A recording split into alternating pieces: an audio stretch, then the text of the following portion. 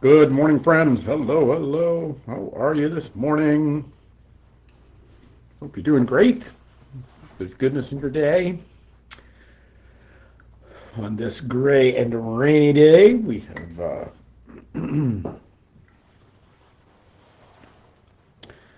good morning.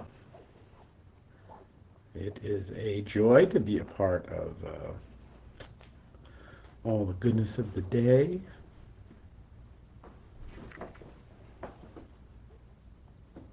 Hello.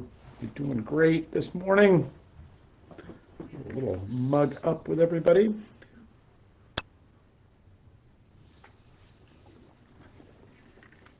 Wonder how on this beautiful Thursday. Good morning, good morning. Let a couple people come along here. Doing great.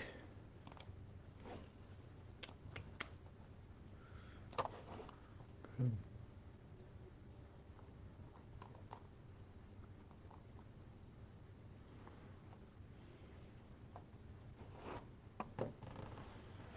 Hello, friends. Good morning to you. All right.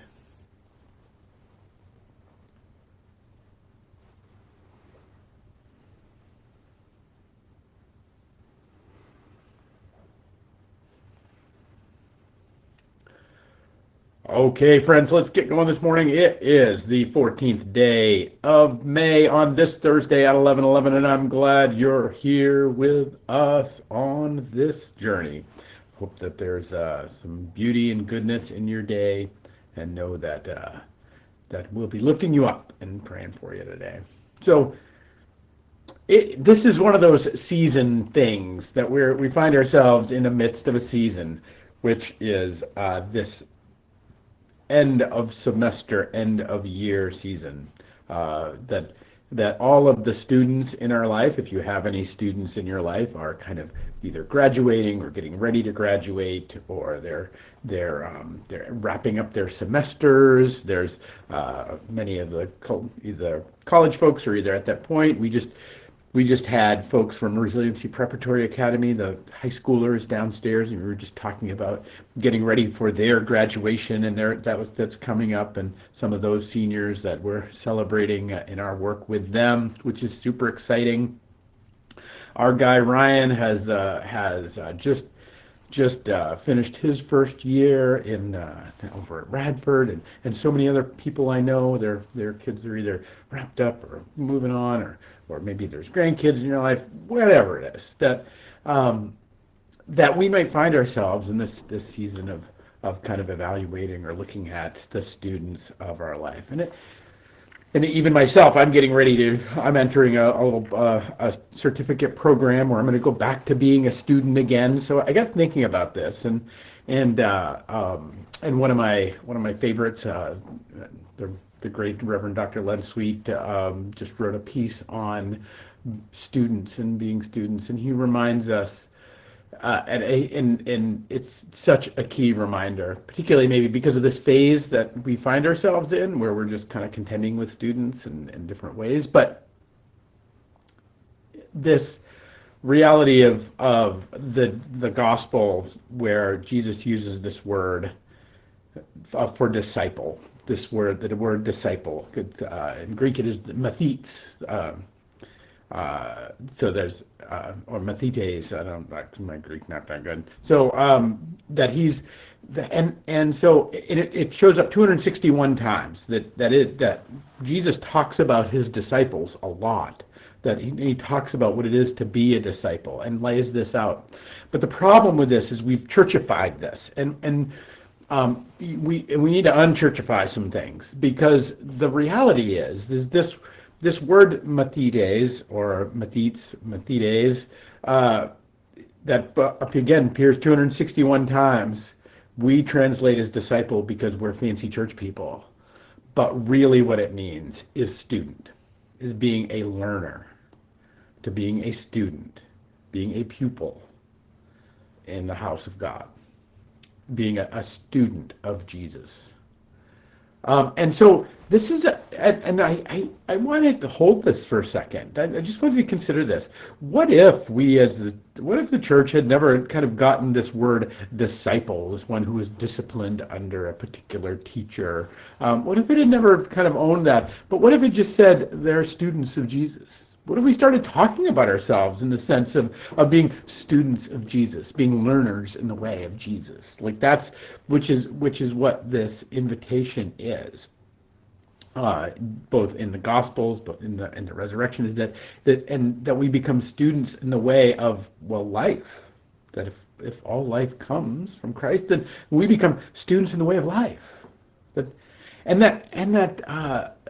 maybe it's my own just predilections of where we find ourselves, but boy, do I feel like we could all benefit by just going back to some basics, back to some realities of being students, of understanding of stopping this idea that we are somehow masters of anything, particularly in the world in which we are given right now.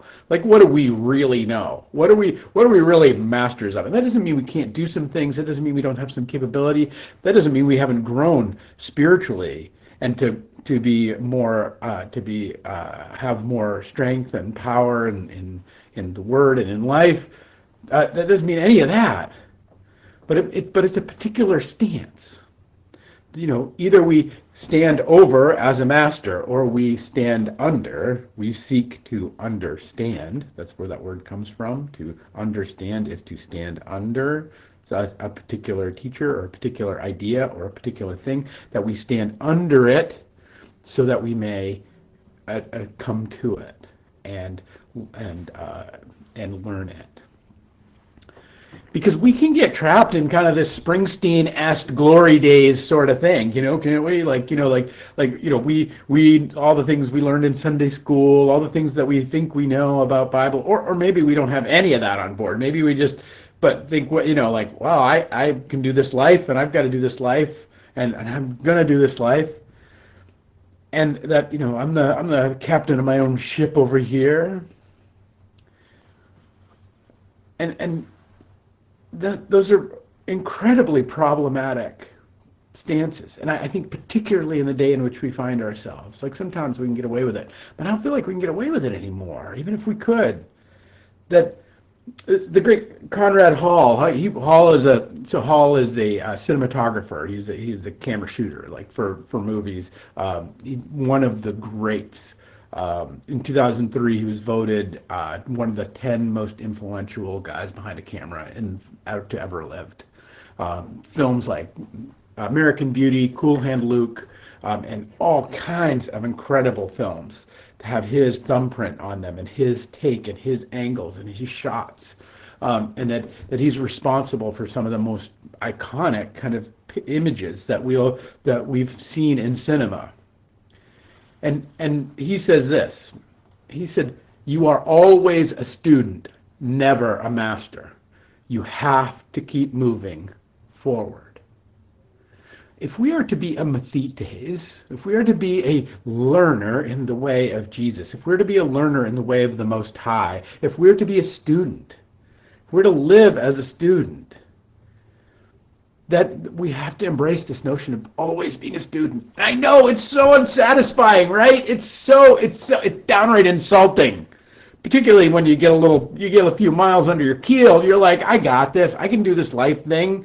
Like I don't need to keep learning. But the thing is and often that's true. Because when you get a little ways down the path, it's not about learning anymore. That becomes nearly as critical, but it becomes about unlearning. It's about all those things that you thought you knew, that are beginning, as you keep scratching the paint on them, to turn out to, rather than to be made of gold, to be, well, made of with just a veneer of something shiny.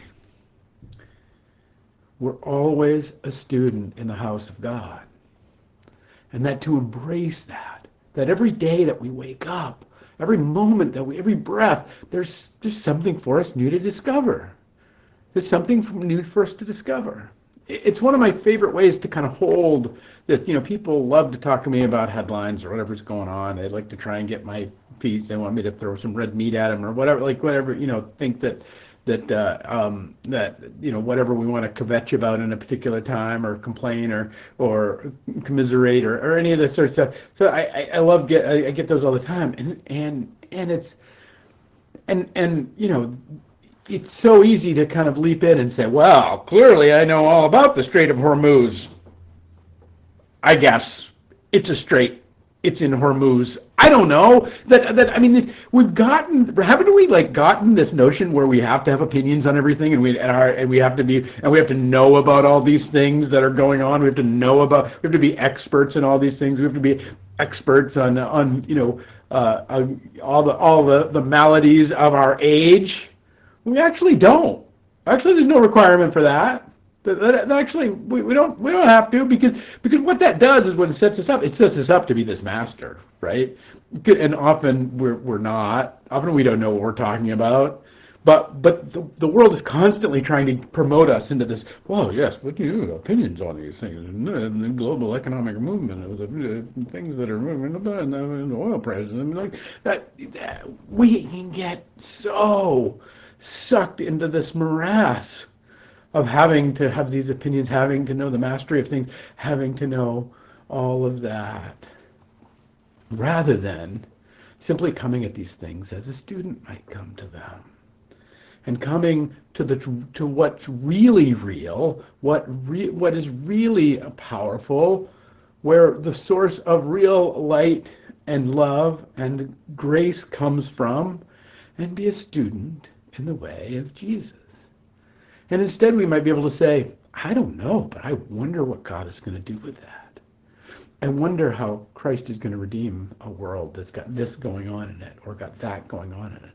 I wonder where the movement of the Holy Spirit is taking place in our world right now, where that we can look for it as a learner. We can hold these things knowing that God's operation is at work in them and with them. That even the hardest and most brutal of things, we can continue to have an open heart and an open mind to see how God will call the world to heal and to make whole even the hardest of things.